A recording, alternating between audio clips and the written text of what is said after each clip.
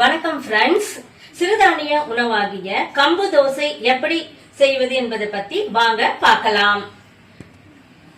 அதுக்கு முன்னாடி நம்ம சேனல் உங்களுக்கு பிடிச்சிருந்தா லைக் பண்ணுங்க, ஷேர் பண்ணுங்க, மறக்காம சப்ஸ்கிரைப் பண்ணுங்க. நான் இதுல 2 ஆழாக்கு கம்பு எடுத்திருக்கேன்.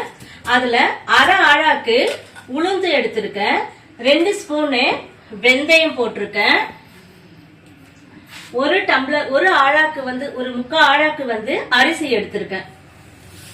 பச்சரிசி எடுத்திருக்கேன். நீங்க ரேஷன்ல கொடுக்கற அரிசியா இருந்தாலும் பரவாயில்ல, எது வேணாலும் நீங்க யூஸ் பண்ணலாம்.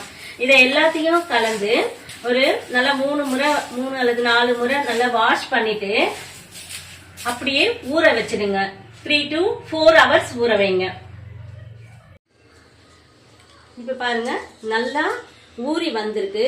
3 to 4 hours இது நல்லா ஊறி வந்திருக்கு. இப்போ நாம இத ஒரு மிக்ஸி ஜார்ல போட்டு நாம அரைச்சி எடுத்துக்குவோம். இது தோசை மாவு பதத்துக்கு அரைச்சி எடுத்துக்கலாம்.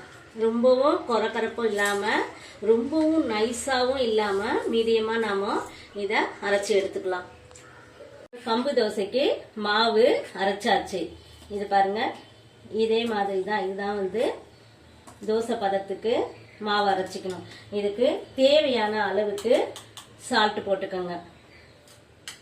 நான் ஒரு 1.5 ஸ்பூன் போடுறேன். நீங்க ஆழாக்குல அளக்கும் போது ஒரு ஆழாக்குனா 200 கிராம். இதை நீங்க ஞாபகமா வச்சிருந்து போடுங்க. 200 கிராம் போட்டாலும் போடலாம், அல்லது ஒரு ஆழாக்குல அளந்தாலும் நீங்க அளந்து போட்டுக்கலாம். ஸ்டவ் ஆன் பண்ணி ஒரு தவாவை வச்சுட்டு தோசையை நம்ம போட்டு எடுப்போம். இந்த தோசையை குழந்தைங்களுக்கு அடிக்கடி செய்து கொடுக்கும் போது நோய் எதிர்ப்பு சக்தி அதிகரிக்கும். பெரியவங்களுக்கும் இதை நம்ம கொடுக்கும்போது சுகர்லாம் சுகர் இருக்கிறவங்களுக்கு கொடுத்தா கண்ட்ரோலா வச்சிருக்கோம். சும்மா வயிற்று புண்லாம் இருக்கும் பாரு, குழந்தைங்களுக்குலாம் வயிறு வலி, வயிற்று புண் இதெல்லாம் ஆத்துறதுக்கு இந்த கம்பு தோசை தான் ரொம்பவும் நல்லா இருக்கும். இதை நீங்க அடிக்கடி குழந்தைங்களுக்கு செய்து கொடுங்க.